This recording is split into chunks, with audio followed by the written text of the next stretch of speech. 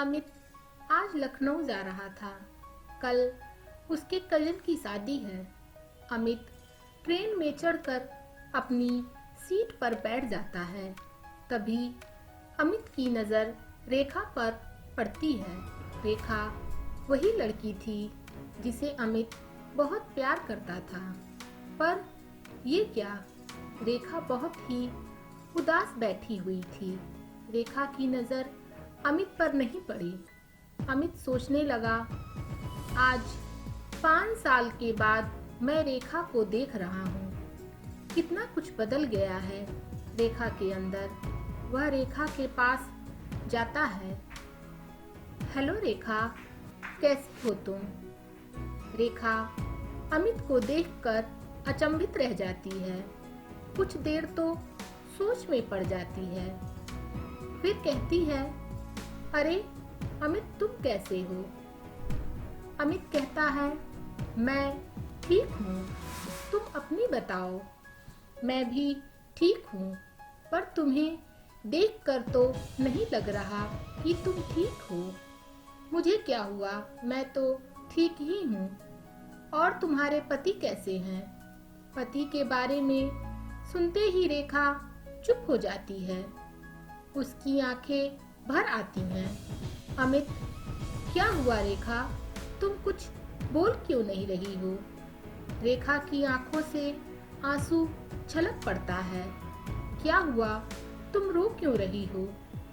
मेरे पति अब इस दुनिया में नहीं है। अमित बहुत ही अचंभित हो जाता है। अरे क्या हुआ उन्हें?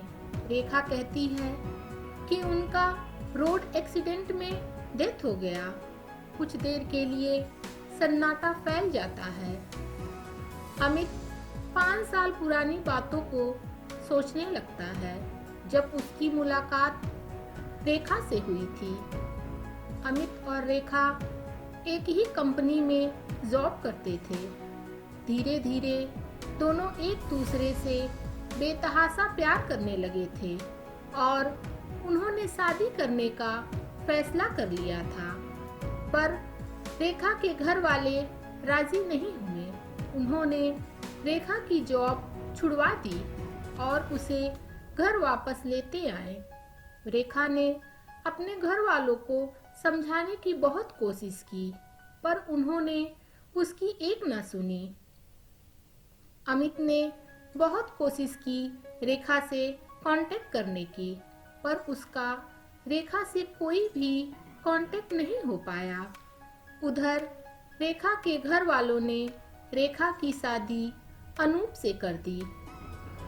अमित अभी यह सोच ही रहा था कि तब तक टीटी आ गया। टिकट दिखाइए प्लीज। अमित ने अपनी जेब से टिकट निकालकर टीटी को दिखाया। अमित ने रेखा से कहा, तुमने कभी मुझे कुछ बताया नहीं। बताने लायक कुछ ऐसा था नहीं जो मैं तुम्हें बताती। घर वालों ने मेरी शादी कर दी थी और मैं कुछ ना कर सकी। अमित ने रेखा से पूछा, क्या तुम अभी भी जॉब कर रही हो या छोड़ दी?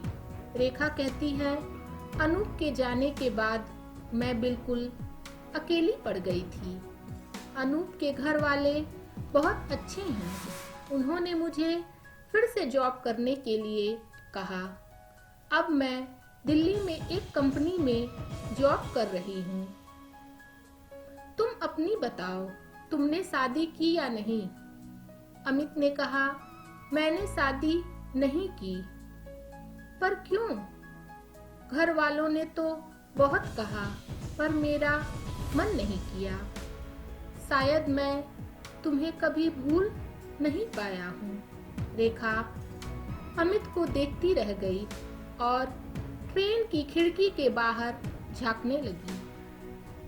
अमित ने रेखा से पूछा, तुम कहाँ जा रही हो? रेखा ने कहा, मैं लखनऊ जा रही हूँ। मेरा वहीं ससुराल है।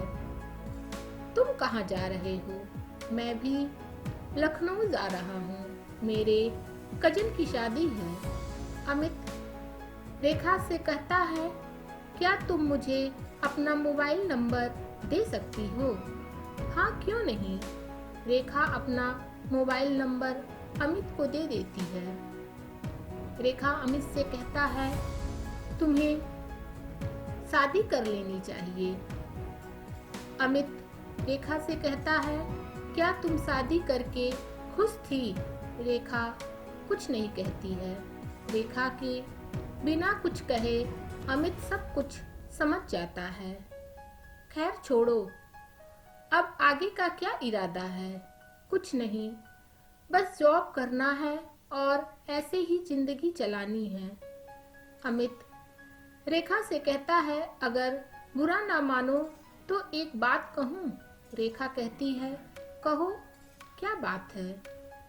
क्या तुम मुझसे शादी करोगी? रेखा अमित की तरफ अचंभित होकर देखने लगती है। नहीं, शायद इस जन्म में हमारा और तुम्हारा मिलन संभव नहीं है। पर क्यों? बस ऐसे ही। अब मैं दोबारा शादी नहीं कर सकती।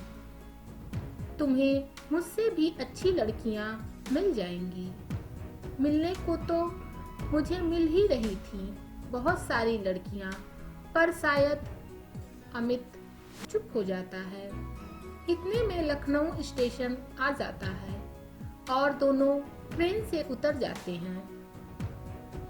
जाते जाते अमित रेखा से कहता है, इसके बारे में एक बार सोचना जरूर। रेखा बिना कुछ कहे वहां से चली जाती है। पर शायद रेखा अमित को अभी भी प्यार करती है। वह बार बार अपना फोन चेक करती है, कहीं अमित का फोन तो नहीं आया। अमित अपने कजन की शादी में बिजी हो जाता है। उधर रेखा अमित के फोन का इंतजार करती है। 15 दिन बाद अमित रेखा को फोन करता है। हेलो रेखा, मैं अमित बोल रहा हूँ। कैसी हो तुम? रेखा, मैं ठीक हूँ। दोनों की फोन पर बातचीत शुरू हो जाती है।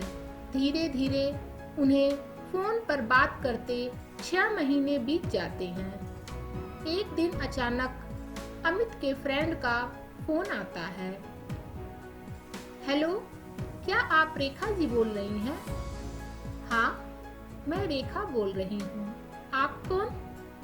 मैं अमित का फ्रेंड जय बोल रहा हूँ। अमित का एक्सीडेंट हो गया है और वह अस्पताल में एडमिट है। रेखा घबरा जाती है। अरे, वह कौन से अस्पताल में एडमिट है? मुझे जल्दी से बताओ। रेखा भागी भागी अस्पताल में जाती है। वहाँ अमित का फ्रेंड जय मिलता है। अमित अब कैसा है? वह ठीक तो है ना? रेखा बिल्कुल घबराई रहती है। जय, आप परेशान मत होइए, मैंने उसे एडमिट करा दिया है, उसका इलाज चल रहा है। रेखा के चेहरे पर घबराहट साफ झलक रही थी। जय रेखा को समझाता है, आप परेशान मत होइए, सब ठीक हो जाएगा। रेखा कहती है, मैं अपने पति को तो खो चुकी हूँ, अब अमित को नहीं खो सकती। उसे कुछ हो गया तो मैं भी नहीं जी पाऊंगी। आज रेखा को अमित की अहमियत समझ में आ गई थी। वह समझ गई थी कि वह अब अमित के बिना नहीं रह सकती। इतने में डॉक्टर आते हैं और कहते हैं कि घबराने की कोई बात नहीं, अमित अब खतरे से बाहर है। रेखा की तो जैसे जान में जान आ जाती है। वह अमित से मिलने के लिए ऐसे तड़पती है जैसे बिना पानी के मछली। अमित से मिलते ही वह उसे देखकर फूट फूट कर रोने लगती है। अमित उसे कहता है, अरे पगली, क्यों रो रही हो? रेखा कहती है, अगर आज तुम्हें कुछ हो जाता तो शायद मैं भी जिंदा नहीं रहती। बाद में चलकर रेखा और अमित शादी कर लेते हैं और अपना जीवन खुशी खुशी बिताते हैं।